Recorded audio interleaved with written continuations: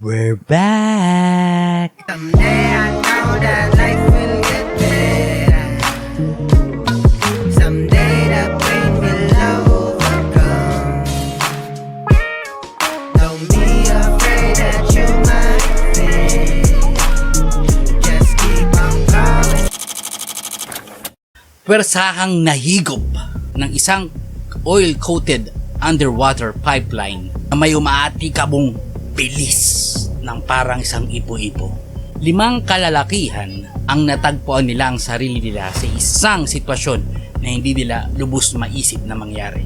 Tila bangungot. Sa kasawiang palad, isa lang ang nabuhay sa kanila para ibahagi ang kwento gamit ang isang GoPro cam at nakuhanan ang buong pangyayari mula umpisa hanggang sa matapos. Ito ang The Parian Diving Incident. February 25, 2022, sa may Pointe Pierre, ang grupo ng LMCS na sila Fizal, Rishi, Kazim, Yusuf at Christopher. 5 naatasang diver ang aayos ng sirang tubo underwater sa pag-aari ng Pierre Fuel Company, a government-owned oil company sa Trinidad at Tobago. 30-inch ang laki ng tubo na makikita sa seabed or doon sa tinatawag nilang lupa sa ilalim ng karagatan. Ang gamit ng tubo ay maghatid ng oil mula Berth 6 kung saan isang gas station sa gitna na laot matatagpuan. At doon kinukuha ng oil ang mga barko upang dalhin at ihatid sa Berth 5 for refinery. The divers are all well prepared and they are all experienced. So they have never thought of happening bad during the task. Gumamit sila ng air tube, isang parang salbabida na may lamang hangin kung saan ipapasok sa tubo para matanggal ang mga bara nito. Ito yung sample kung paano nila gagawin ang kanilang task. Tatanggalan nila ng tubig at pupunuin ng hangin ang pinakaibabaw ng tubo para meron silang lugar o pwesto para gawin ang kanilang proyekto. Ang pwestong yon ang magsisilbing lugar nila kung saan nila pwedeng tanggalin ang kanilang mga airbags at diving suits para makagalaw para sa pagtatrabaho at paggawa at paglilinis ng tubo. So, maglalagay sila ng parang salbabida doon kung saan merong lamang hangin para magkaroon ng oxygen yung loob ng tubo at magtuloy-tuloy ang daloy ng oil dahil nagbabara ito sa kalumaan. Siyempre, ilang taon na rin nakababad sa tubig. Hindi may iwasan. Kaya ilang beses na rin yung nagawa ito. It's not the first time. May mga risk assessment din silang sinusunod. Kinakailangan pa rin nilang dumaan sa assessment kung saan kailangang magsagawa ng pagpapractice o ensayo ng 2 linggo bago ito gawin ng aktwal. At tulad din ng mga ibang empleyado, ang 5 professional diver ay sumusunod lang sa kanilang amo. Ito ang actual video ng pagsisid nila.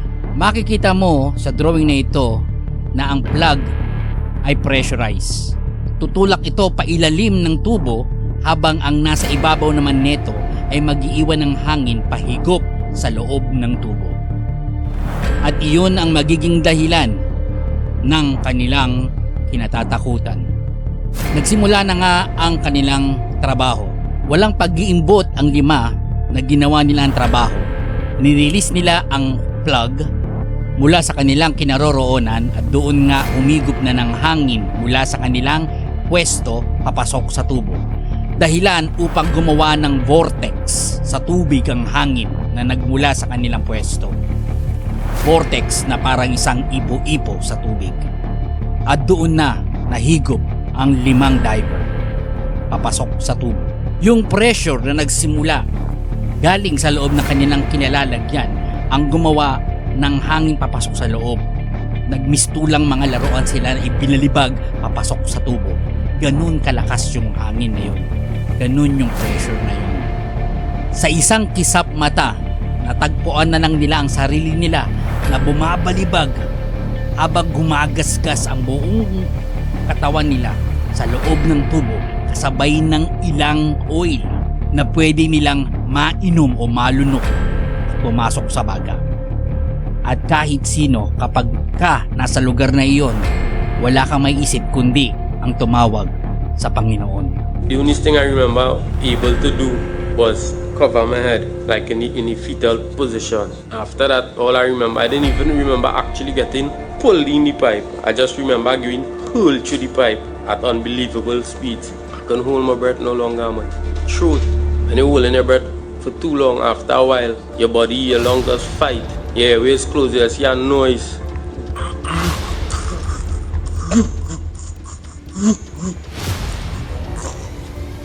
Your body suffering to pull air.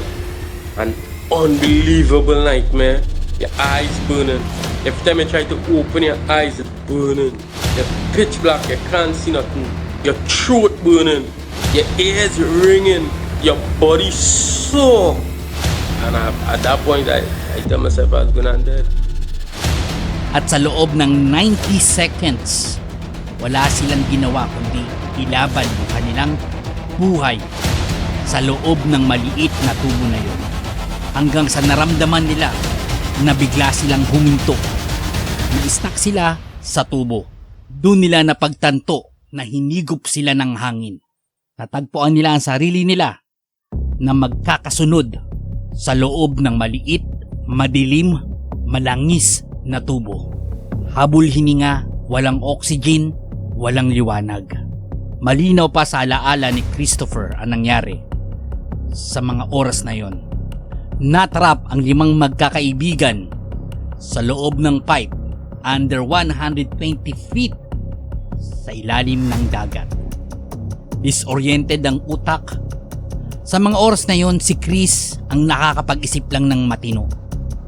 Naisip ni Chris nung nahigop sila ay magkakasunod.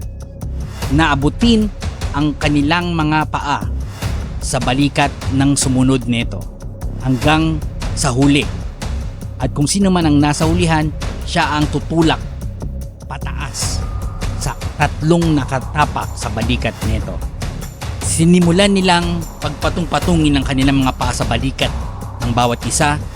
Tinulak ng isa na nasa ilalim ang lahat, habang ang nasa ibabaw na si Christopher naman ay hinihila ang 4 sa ilalim.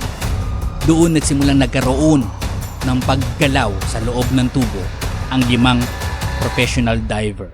Sa paggapang nila ay naharang sila ng 2 oxygen tanks kung saan ang regulator ay nakakabit pa rito.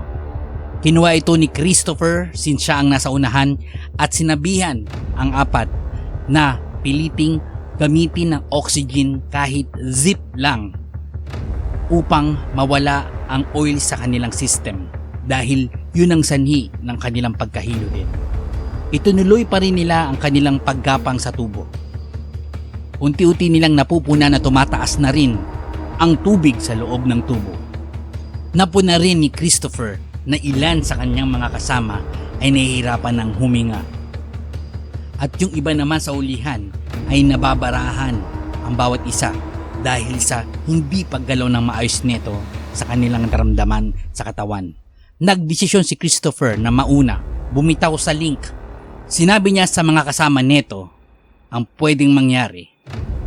Nagkasundo ang 5 diver na pakawalan si Christopher mauna para humingi ng tulong sa lahat. Binigay ang 1 oxygen tank kay Christopher para gamitin ito. Wala ding kasiguraduhan kung yung oxygen tank niya ay magtatagal bago pa man din siya makahingi ng tulong.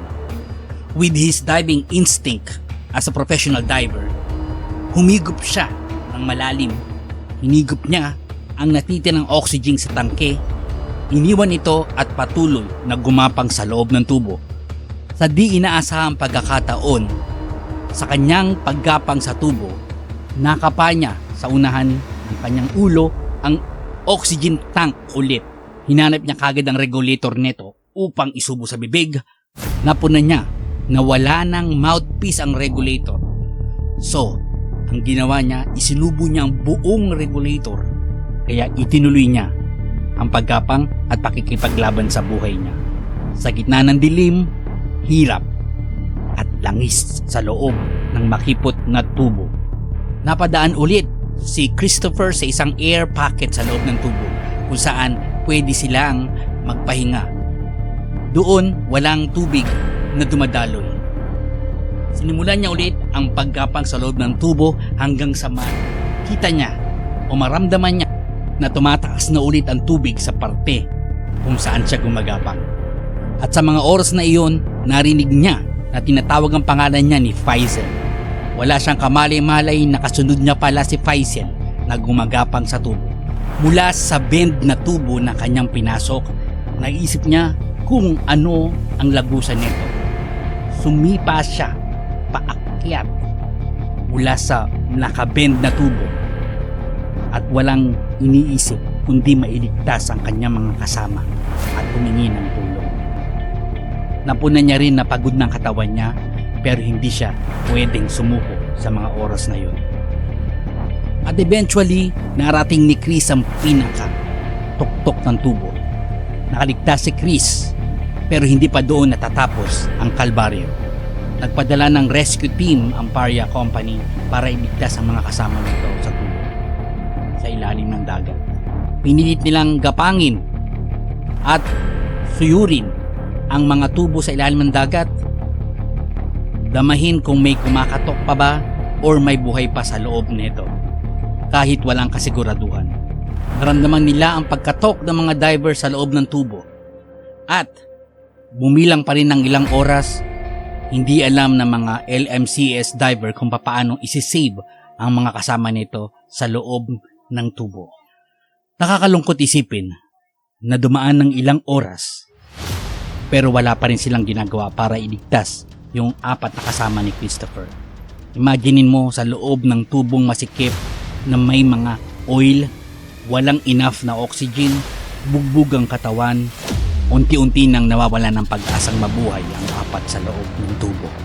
Maraming umaasa na ang Paria Company at LMCS ay gagawa ng paraan upang ma-save ang 4 na diver sa loob ng tubo, pero rescue team never came.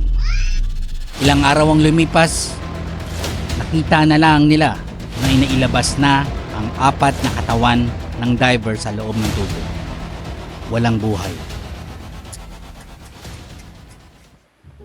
Yan ang mahirap kapag empleyado ka tapos yung company mo mag-risk ng isang bagay na malaki at yung bagay na malaki na yun ay kalilugin ng negosyo nila.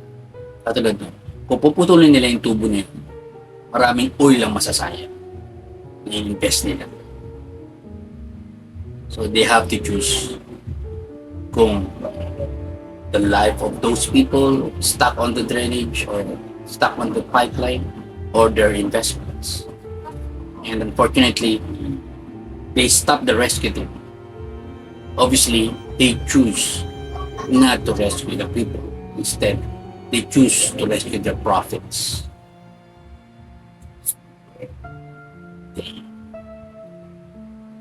Damn! Because everything inside my open, I rescue her. Everything inside me open, I rescue what's going on. Nobody was making an attempt to rescue me. I always somebody who doesn't know what's going on, and I was always somebody who could control and see things through, and I feel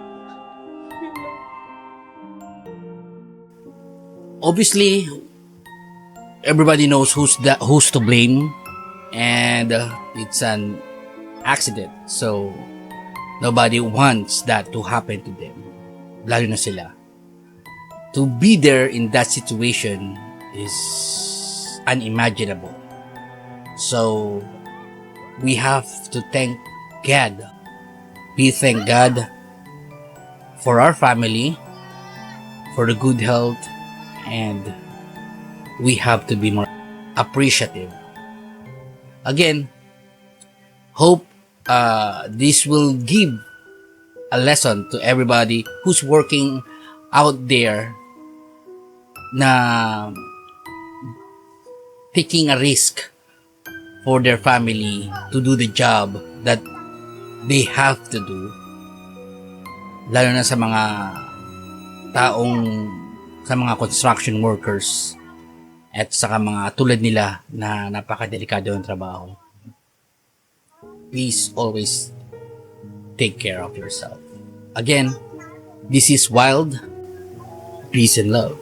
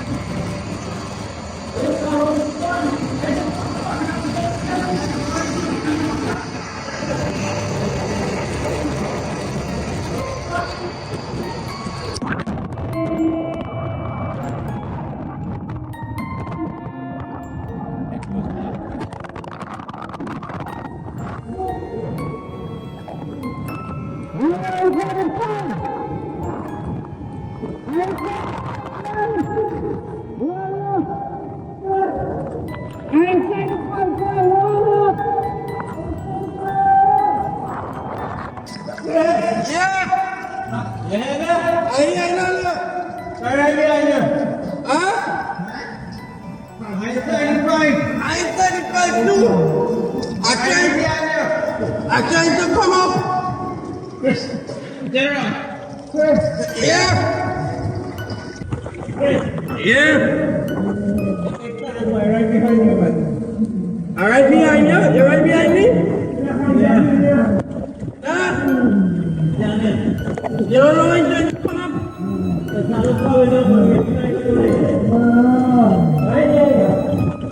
Who making all that noise? Come on, all that we let's figure it out. We gotta go. We gotta start moving.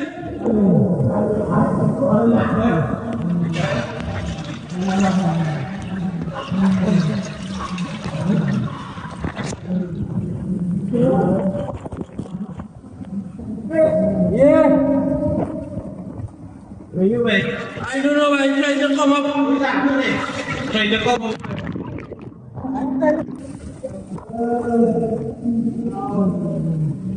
But don't worry, all is good. All is good. I'm gonna get with you this. I'm trying to come out. Huh?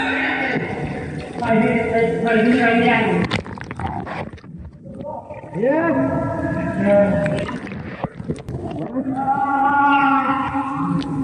Who is that boy? Yusuf? Oh, Yusuf.